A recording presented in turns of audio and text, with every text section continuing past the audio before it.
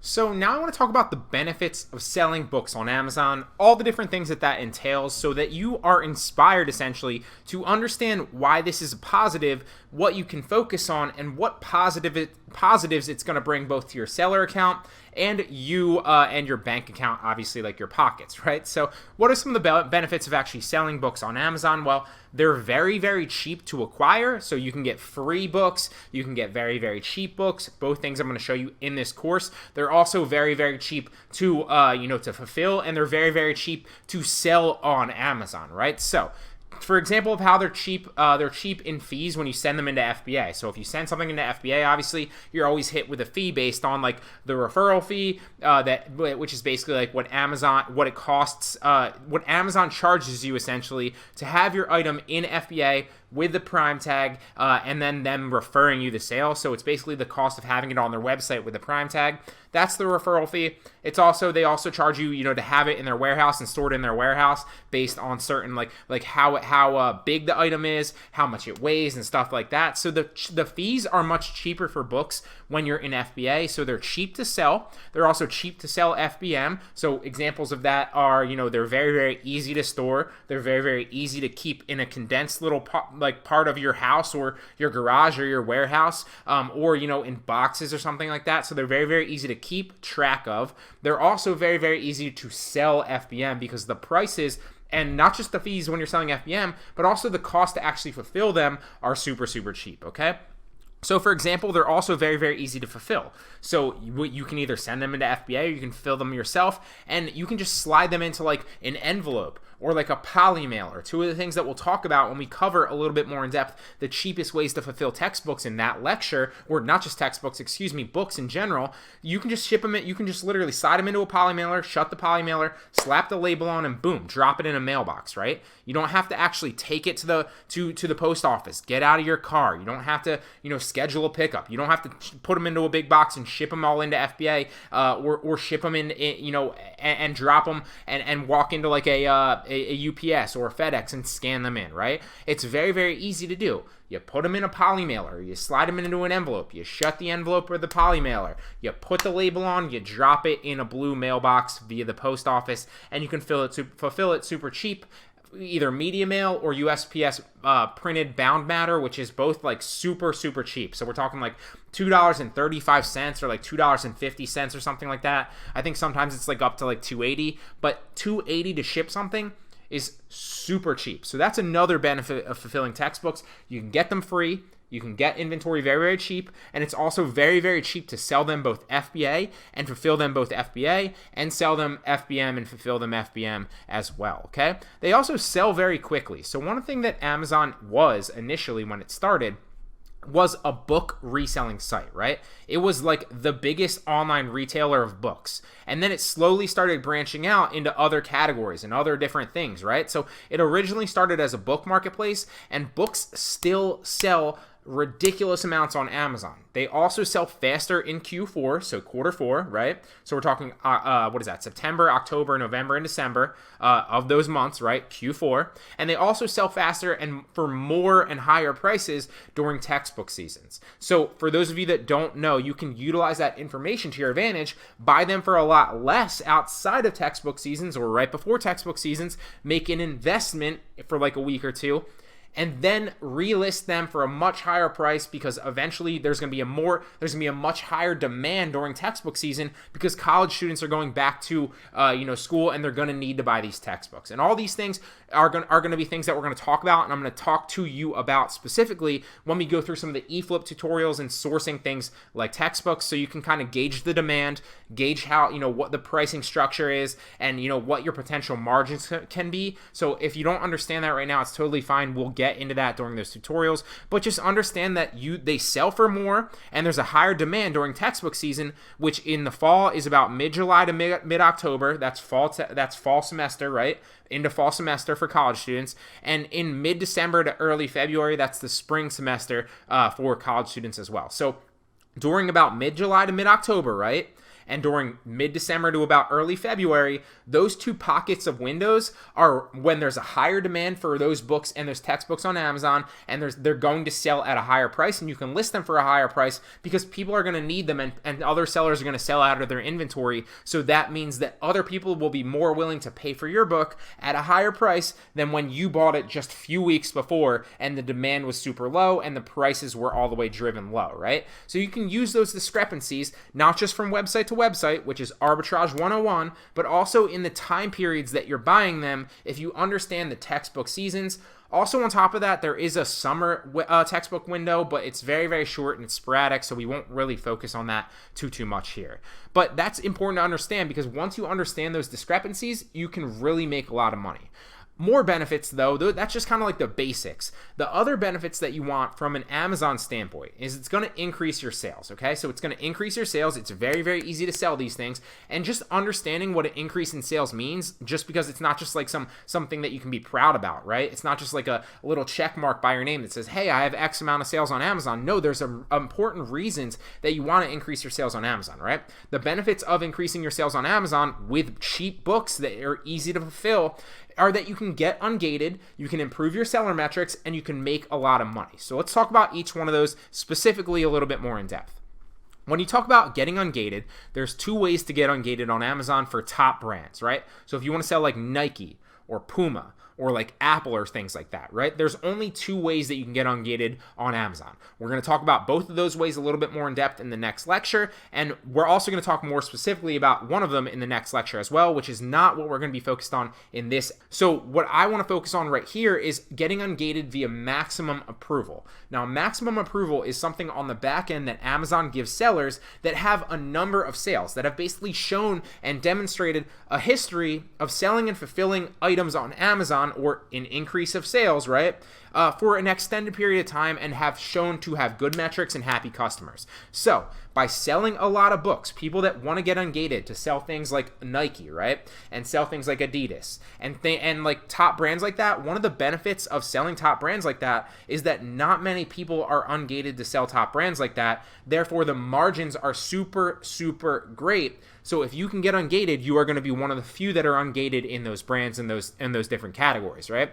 So by selling a lot of books, because they're super cheap and easy to acquire, and also because they're very cheap to fulfill and you can make good money on them, you can use books to not just make money with book flipping and reselling arbitrage, but you can also use books to then shift that into a different spectrum and different form of Amazon selling and get ungated via maximum approval. So if you sell a lot of books, basically put simply, you can get ungated for like top brands like Nike and Adidas, right? Now, nobody really knows what the actual tier is that you have to hit to get maximum approval. And maximum approval is basically, like I said, it's just this tag that Amazon gives certain sellers on the back end so that when you go in to add a product in your Seller Central, right? And you will see that in the eFlip tutorial and some of those things that we'll talk about. You'll notice that some brands and some things you're gated for, right? It'll say you're restricted to sell this on Amazon. What maximum approval does is once you hit a certain tier, and it's speculated what that tier is, we're gonna talk about the 2,000 sales in a 6-month period here in a second, which is what most people believe it to be. Once you hit that maximum approval tier, then you can just hit that request approval and Amazon will immediately accept you because your seller metrics are so good and you've sold so many sales and fulfilled and had so many happy customers, right? It's basically just this kind of this automatic approval that Amazon gives you for any brand or any category that you then want to sell because you have a history of satisfying their customers for an extended period of time and doing it to the level that they expect, right? Because Amazon is literally only focused and obsessed about their customers. So if you can then show them via maximum approval, and one of the easiest ways to do that is by selling a lot of books, if you can then demonstrate to Amazon that you can basically hit their quota and get maximum approval by fulfilling all those books to good customers and making them happy for an extended period of time, then you can then sell other items, which then you will expand your horizons and give you the ability to sell a lot more items and make a lot more money that 99.9% of sellers aren't able to make. So Maximum approval it's believed, nobody really knows what it is, but it's believed to be about 2,000 sales in a 6-month period. So when people get set out to get ungated for like top brands like Nike, because there's a great opportunity in those top brands, right? And there's also an opportunity in top brands like Mattel, right? Which is like the brand that makes like Barbie, right? Or things like that, all the top brands. So anything like that, if you want to get ungated, there's 2 ways to get ungated. We're going to talk about basically getting invoices from manufacturer in the next lecture, but the easiest way probably to get ungated for practically everything is selling books. That's what everybody sets out to do when they set out to get maximum approval.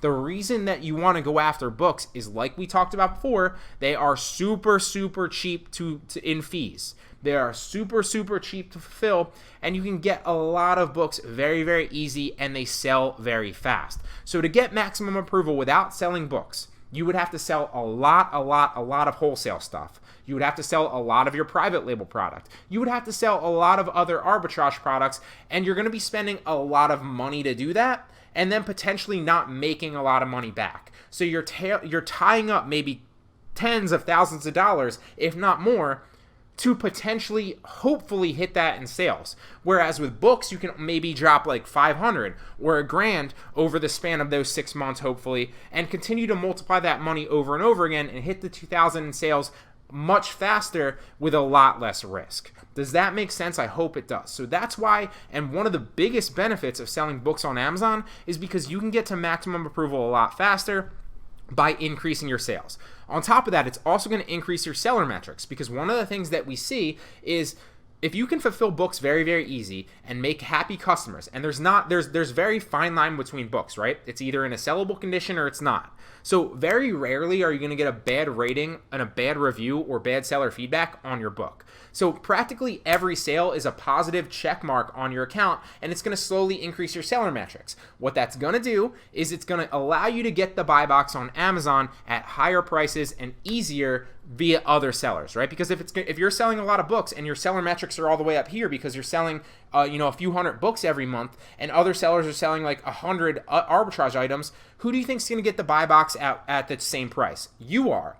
So you can then potentially not only get the buy box at a higher price, but you're going to sell your stuff a lot easier by doing so. So there's so many different reasons why you want to go after books. You're going to increase your sales. You're going to get ungated, hopefully via maximum approval by selling a lot. And you can also, if you're selling other arbitrage items, get the buy box a lot higher versus other sellers because you're doing that, okay? So what is the buy box for those of you that don't know? Here's an example listing right here. The buy box is where about 95%, if not more, of Amazon sales come from, okay? So add to cart right here or buy now. This is the buy box right here. Nobody else, you'll notice that if you look right here, it says there's 12 other offers new and used. So there are 12 sellers selling this item right here on Amazon. Here they are all listed right here. But the only person that's getting about 95% of sales is Amazon.com, because right now they own the buy box. So you can get the buy box at a much higher margin and a much higher price point if you sell a lot of books, because you will have a lot higher, didn't mean to do that, you will have a lot higher seller metrics, and that's another benefit of selling books, okay? Now, furthermore, just to kind of wrap this up, it's very, very easy to make money with books because the prices can be super, super high in Amazon, and the cost of fulfillment, like we said, is super, super cheap. Not to mention, I'm going to show you ways to get books very, very cheap or even free very often. I'm going to show you an example of how I got 1,000 books. Yes, 1,000 books for free by just putting a little bit of legwork in. You can also go out and source like Gaylord pallets, which are super, super cheap. If you have like somewhere that has like pallets like that near you, you can get super, super cheap books for like 10 cents or 25 cents, or sometimes even a cent a book. And obviously, if you're getting your inventory that cheap, it's very, very easy for you to list all that and make money doing so. So it's very easy to make money with books. The prices can be super high on Amazon, and the cost of fulfillment and the cost to acquire that inventory is very, very cheap, okay? For example, it might cost you 5 cents, 10 cents, or 50 cents to send a book into FBA, because you're not ever going to send one-off books into FBA, okay? That's also something we'll talk about in the eFlip tutorials. Whenever I send books into FBA, I'm sending in like 100 at a time or like 50 at a time. So if it might cost me like $5 to $10 potentially, or like $5 to $7 to ship a box of books in, and maybe I'm shipping like 3 boxes and I'm sending in 100 books, Well, if I'm sending in 100 books, and let's run the numbers to show you an example right here, right? Let's say I'm sending 100 books into FBA, okay? So 100 books, and it costs me, $15 to send those in because I'm sending them in 3 boxes, and each box is $5, right? So it costs me $15 to send in 100 books. How much does that cost me? 15 cents a book. So it's super cheap for me to either send them into FBA, and then Amazon will obviously fulfill it for me for a small fee, and I don't have to do any of the legwork, or it can be as super cheap as $2.50 for you to ship it yourself via either, and we're going to talk about this in a future lecture as well, either media mail or bound printed matter. Whereas it might, if you're fulfilling something else by yourself as a merchant, it can cost you all the way up to like $7 to like $20. I know because I've tried it. So it doesn't cost you much to ship books, whether you're sending them to FBA or you're fulfilling them by merchant yourself, which is what I basically mean by FBM. So fulfilled by merchant or fulfilled by Amazon. So those are the benefits of selling books. Look at it as a long game. Obviously, we're all in this to make money, and you're going to make a lot of money doing this if you're sourcing books correctly. That said, also look at it as a long game so that you can increase your sales, improve your seller metrics, and get ungated for other categories and other top brands. This is one of the easiest ways to do so.